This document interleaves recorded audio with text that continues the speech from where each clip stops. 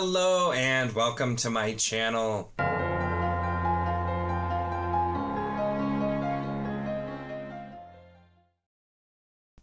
In this video, we are going to be talking about Bands of Mourning, Book 3 in Era 2 of Mistborn. Like the other videos, this is going to be part summary, part spoiler discussion, talking about everything with the books. And this one, there's a lot to talk about in Bands of Mourning so far with it. So let's jump right in. So I've commented with the other two. I enjoyed them more on reread. This is the one I remembered really enjoying when I first read it, and on reread, especially close after, really seeing how all of the events were connected, I feel like did also help with this one. This one ended up, I gave it 5 stars because I just felt like it pulled together so many things, and it did what I loved about the first Mistborn trilogy, where it starts to really elevate it to much bigger heights. And I'm really interested, even more so now, for The Lost Metal to see. I think that's going to have some bigger Cosmere implications as well.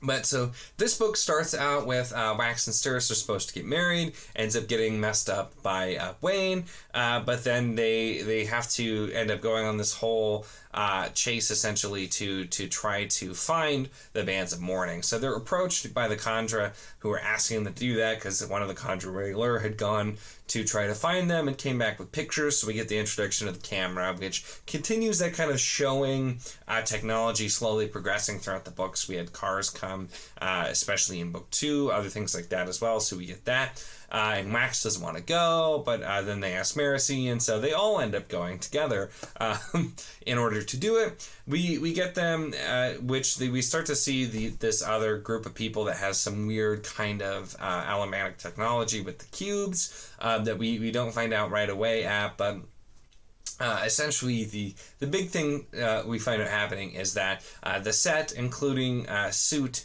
Wax's uncle, and Wax's sister, who's captive of Suit, so we believe at the time, turns to find out she's, all in charge of everything. But so with all that, we find that they're involved. They're also trying to find the Bands of Mourning. And the Bands of Mourning are such an interesting concept because it's where we start to really dig deeper into both allomancy and feruchemy. I always pronounce that a little bit weird, but we dig into both those a little bit. We talk about hemorrhagy as well with the spikes and everything with it as well. But looking at all of those kinds of magic systems and talking about the different metals and digging in a little bit deeper, talking about how you can actually use the different powers to then create metal mines that can be used by anyone if you store all your identity and then are able to power metal mines that are not tied to you directly, and also using a metal that can store investiture so that somebody else can use the stored investiture to power the metal mines even if they don't have those abilities. So really interesting idea, and it also continues to play into the fact that this is a time frame where it's so far after the original Mistborn and everything who were able to use the specific metal, which is Lerasium. It was taking me a minute to remember in order to get the full powers. And so it's, over time, as people have bred, and the same thing with feruchemy, it's started to become less and less common. And so being able to actually use all of the powers would be incredibly important and would make you very, very powerful and completely unrivaled. So is a pretty big deal.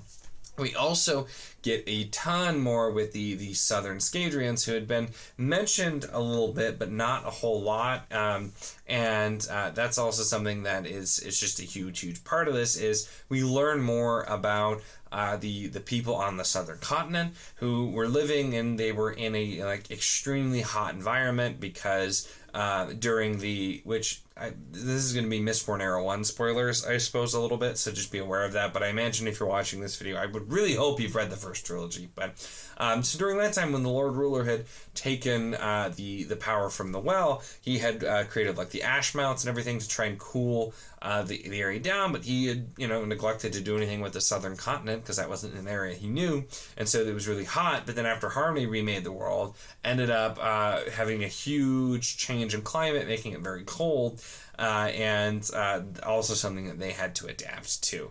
Also kind of plays into the whole idea of that. With Elendel and the base and everything being a paradise, and the people not wanting to go forward and have more technology versus the southern Scadrians who have to struggle more and so may develop more technology, that kind of thing as well. So I like that spin on it. We also see that the set has developed some different technology as well, and that they are involved with the Trellist people, who we know there's something much more going on there. Specifically revealed that Trell is an entity, probably a shard from another world who's coming onto Scadrial and trying to mess things up, and Harmony's dealing with that. That's something too that's referenced in another Cosmere series, where you hear about the things that are happening there as well.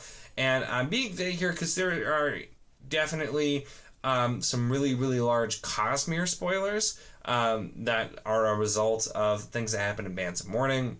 Bands of Mourning also is something too that you're supposed to read before you read Mistborn's Secret History, just because there's some things you that are kind of revealed here as well, but even though it's a little bit different with it as well. But you get a lot of the different pieces with that kind of thing. Like, you see the invention of the radio, which is interesting. And I'm going a little bit out of order here, but that's where, like I said, part summary, part spoiler discussion.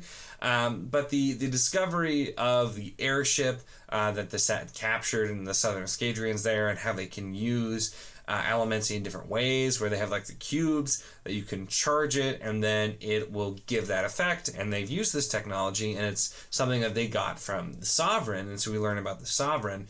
And so the whole book, I do like the way that it's set up, where you're thinking, oh, the Lord Ruler somehow survived and he created the Bands of Mourning, and then he went to the southern continent apparently, and they're all like, why would the Lord Ruler do this? And you're like, well, because you get in the very final scene, it wasn't the Lord Ruler, it was Kelsier somehow, who is the one who became the Sovereign and who went and did all of these things, and it wasn't the Lord Ruler after all. So it's a pretty big thing. It's a really big reveal, showing Kelsier that somehow, much of it come and got a new body and all that kind of stuff. And I feel like I read Secret History before I read Bands of Mourning, but I can't remember for sure.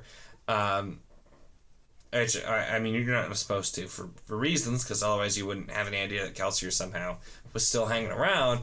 But that you get that reveal right at the end of this book, and that's just a huge thing. And so that's what that's set up to. I'm really hoping we get more of that in the Lost Metal, because that's a really big reveal, and it's a character I'm very, very interested to see more of. But this really does up the scale. Not only do we have Trell coming from another world and interfering on Scadrial, we have the set, and we see that once again they're involved with Trell, and Insut is just considered whatever, we'll kill you. And there's the weird comment about we may allow you to serve in another realm, which is really interesting, that we get also.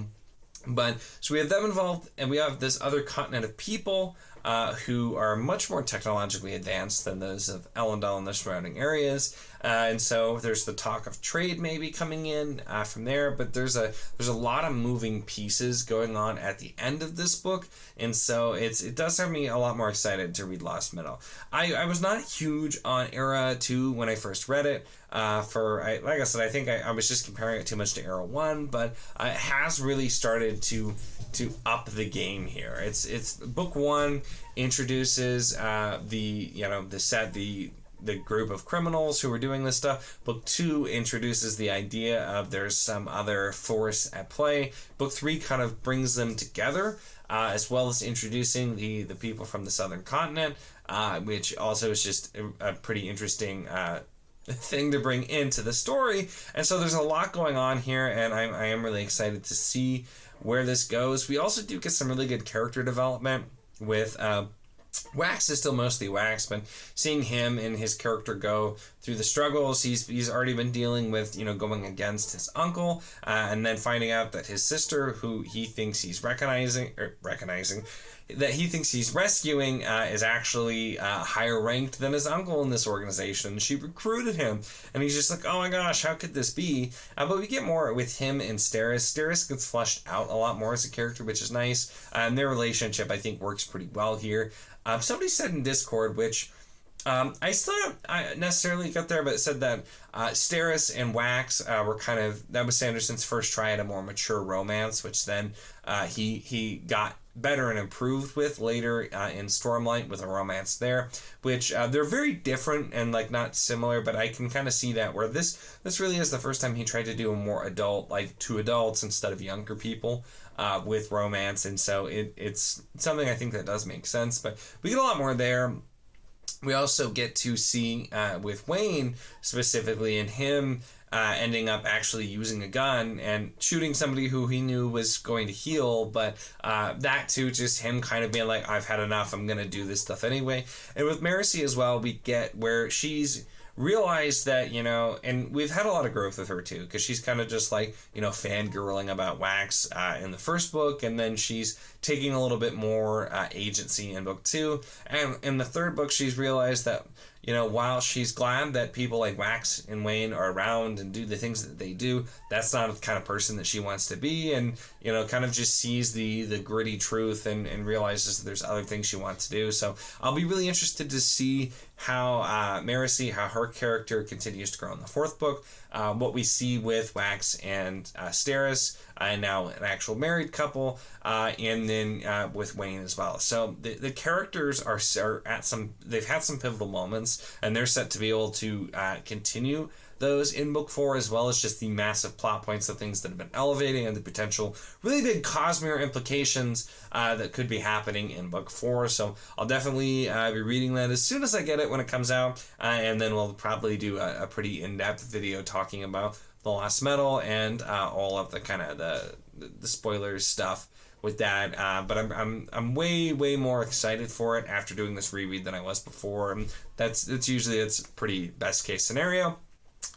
So I know this one was a little bit more rambly than the others, just because there's so many different things I wanted to talk about with it. But let me know your thoughts in the comments down below on this as well. I know I've chatted with some people over in Discord about it, which has been fun to do with the reread as well. But yeah, let me know your thoughts on this. If you're looking forward to The Lost Metal, if you agree, disagree with any of my points, if you've recently reread or anything like that as well too, definitely let me know. Make sure otherwise to give the video a like if you enjoyed it. Check the link in the description as always for the Wizard They Do a Discord. If you want to chat books, whether this book, other books, any books, really anything at all, it is a lot of fun and we would love to have you. And of course, if you enjoy my content, make sure to subscribe.